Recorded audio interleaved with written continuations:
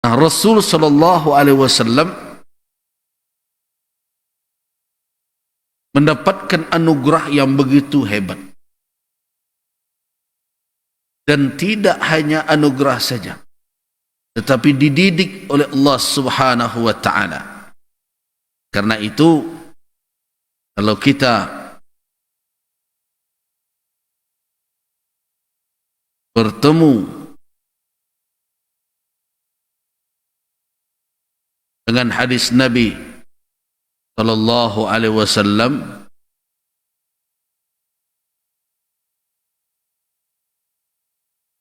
yang dinukilkan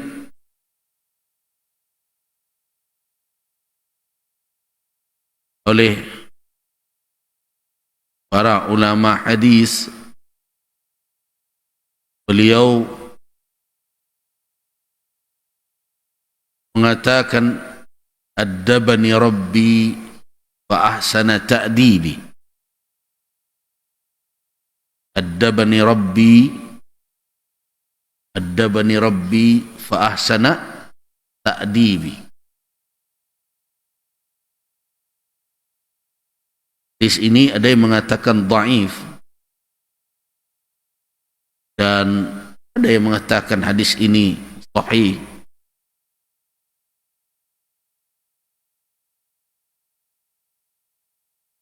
Diriwayatkan dari Ibnu Mas'ud radhiyallahu an dan juga dari Ali bin Abi Thalib radhiyallahu an.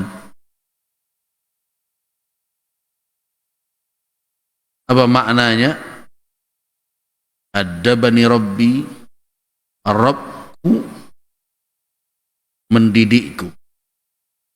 Fa ahsana ta'dibi. Allah yang mendidikku dan ia mendidikku dengan sebaik-baik pendidikan. Artinya apa? Anugerah kepada Rasul begitu besar dari sisi dasar-dasar kebaikan, bahkan kecenderungan berbuat kejahatan yang ada dalam diri beliau dibuang dan dibersihkan oleh Allah Subhanahu wa taala dengan memerintahkan malaikat untuk membedah dada beliau. Jadi ada dua kali riwayat pembedahan terhadap Rasul. Yang pertama ketika beliau berada di dalam asuhan Halimah As-Sa'diyah Bani Sa'ad, itulah yang akhirnya memicu Halimah untuk mengantarkan Rasulullah kepada ibu beliau Aminah, khawatir yang nak orang beko terjadi apa-apa di tangan awak. Padahal Halimah begitu sayang kepada Nabi, yang semulanya enggan karena ini anak yatim, siapa yang akan membayar jasa penyusuan, tapi akhirnya menjadi jatuh hati kepada anak itu. Karena Allah Subhanahu wa taala memberikan imbalan berlipat ganda dengan ekonominya yang semakin berkembang. Dan tentu adalah kedekatan hati dengan Muhammad ibn Abdullah. Tapi setelah peristiwa itu muncul kekhawatiran. Akhirnya diantarkan kepada ibunya, kepada Aminah binti Wahab, berumur 6 tahun. Di antara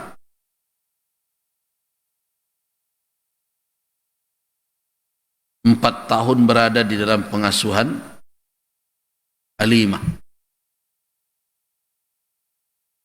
Kemudian 2 tahun berada dalam pengasuhan ibu Aminah binti Wahab. Dan dia 2 tahun lagi berada dalam pengasuhan kakek Abdul Muttalib. Di masa pengasuhan Halimah terjadi pembelahan dada Rasulullah dan dibersihkan. Kemudian yang kedua kapan? Ketika peristiwa Isra. Nah, itulah anugerah Allah kepada Rasul sallallahu alaihi wasallam, dan itu tidak didapatkan oleh siapapun makhluk, yang diberikan kepada Khatamul Anbiya wal Mursalin. Tidak perlu pula dicari caranya pula hari ini, karena itu mukjizat yang diberikan kepada beliau. Orang kebatinan akan mencoba mengurai dan menganalisa ini, kemudian mereka lakukan pula berbagai cara. Mereka katakan ini adalah bentuk pembelahan dada saat sekarang, menyingkirkan segala bentuk yang hitam di dalam hati yang akan menjadi sarang syaitan. Orang-orang sekarang kan hobi begitu-begitu. Nah, itu maknanya apa? Bibitnya telah baik. Kemudian Allah Subhanahu wa taala tidak melepaskan beliau. Addabahu, dididik, dijaga.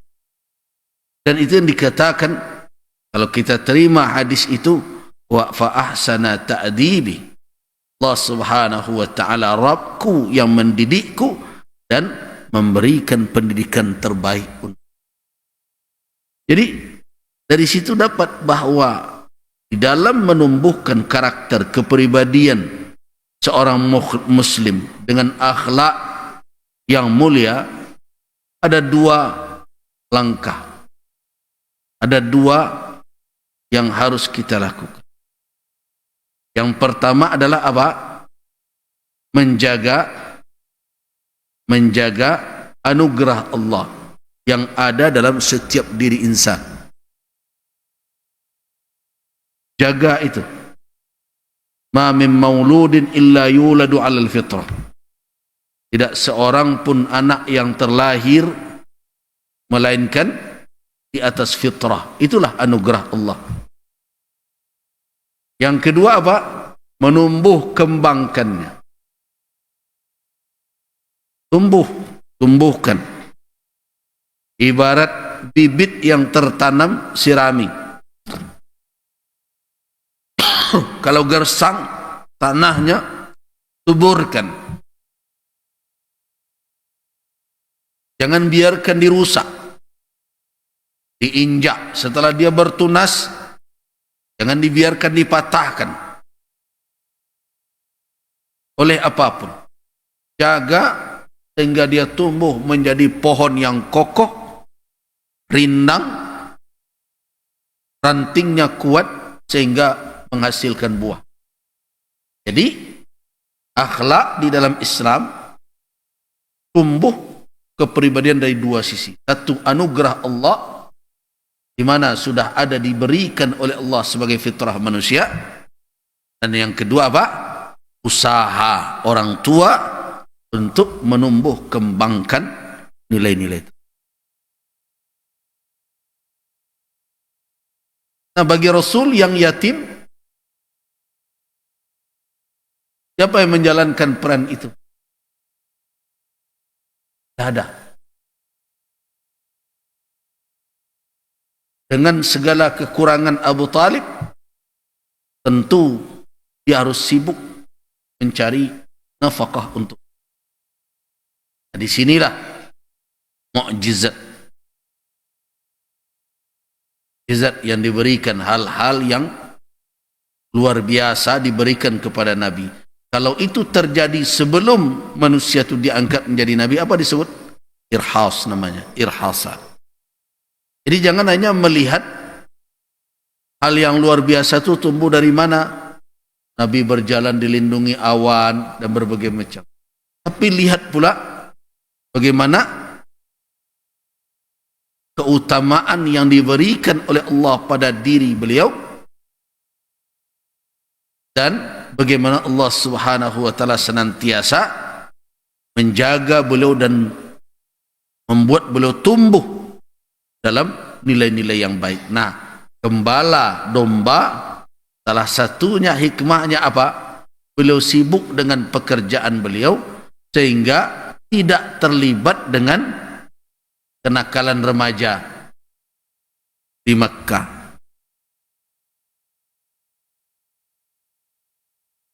Jadi kalau hari ini kita berhadapan dengan kenakalan remaja, kenapa ada anak-anak kita menghabiskan waktu duduk-duduk di suatu tempat, tidak jelas ujung pangkalnya.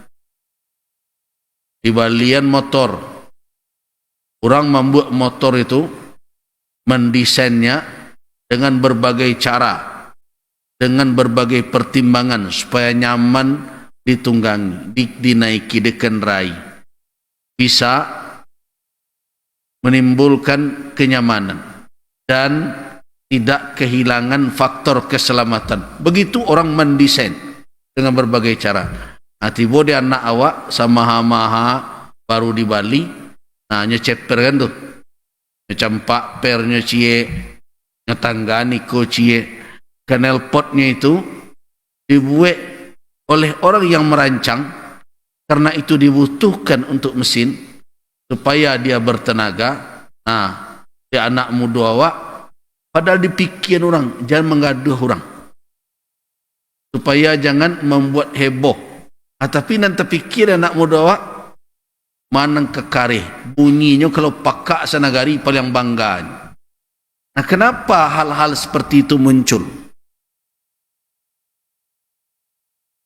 Sebenarnya jawabannya dalam sirah Nabawi ada. Kenapa hal-hal seperti itu? Pergi kemana-mana, berhari-hari tidak mandi. Nah, itu menjadi beban kita, Bapak dan Ibu. Kemudian kesulitan berdiri di tengah jalan, meminta-minta kepada orang. Anak muda.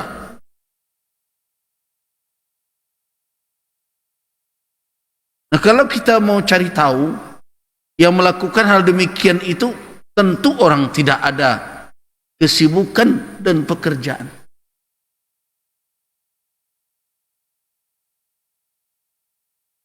Orang yang punya pekerjaan dan punya tugas tidak akan melakukan hal yang demikian.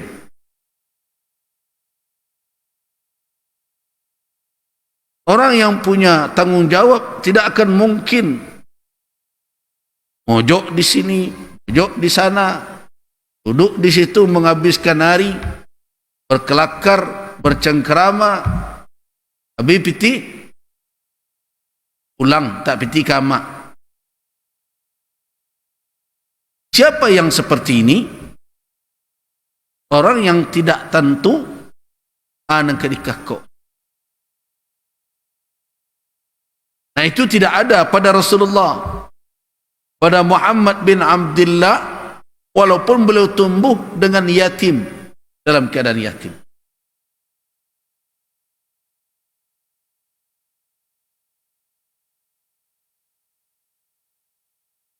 Nah, fase pertumbuhan itulah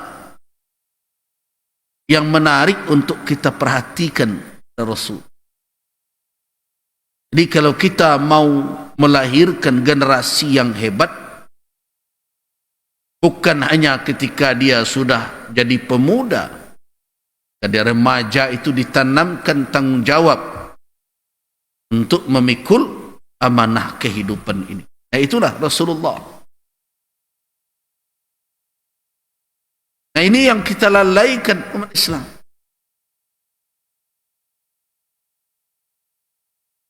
Dan kita lihat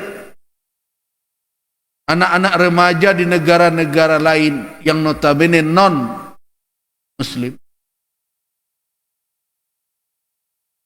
mereka hidup dengan tanggung jawab.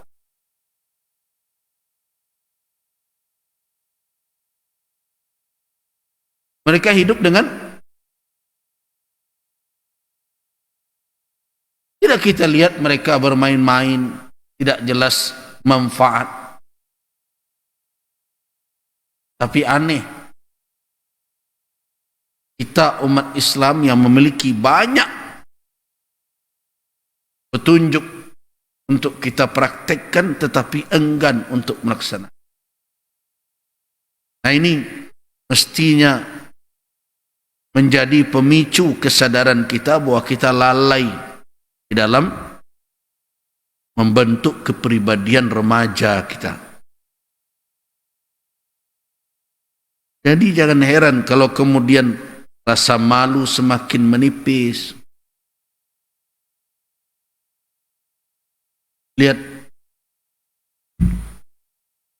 negeri kita hari ini. Kadang muncul pertanyaan di dalam diri saya. Dahulu ketika tahun berapa itu ada visit Indonesian Years, visit Indonesian Years, kunjungan Indonesia tahun 2000 sekian waktu itu. Jadi tanda tanya, bagaimana kita akan meningkatkan orang datang ke negeri kita kalau kita tidak bisa hidup dengan keteraturan?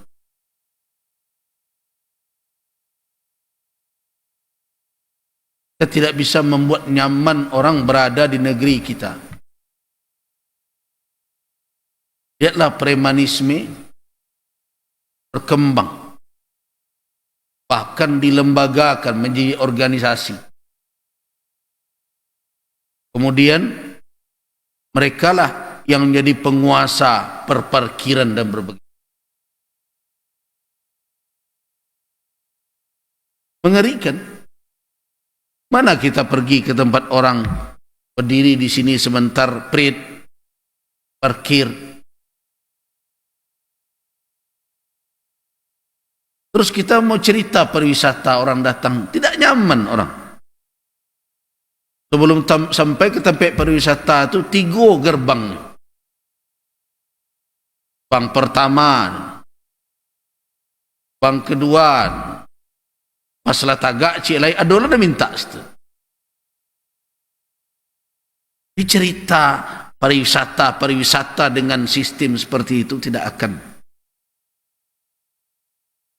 tercapai tujuan. Nah, itu tidak hanya di luar saja. Kalau kita bawa ke masjid-masjid, masjid pun ada yang mengandalkan uang masuk dari parkir. Makanya dulu dari awal masjid ini saya sampai ke jemaah, ambo rindu orang tibo kamu saji, saya syukur kau diminta lo parkir.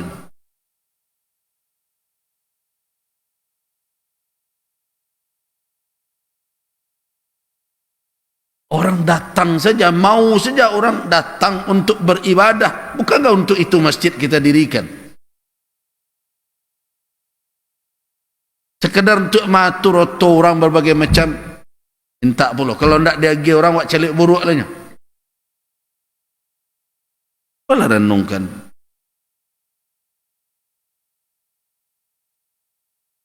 Jadi umat Islam di negeri ini kalau tidak berubah, tidak mau berubah seperti yang ditunjukkan oleh Islam, disiplin, teratur, tidak hanya memikirkan diri sendiri.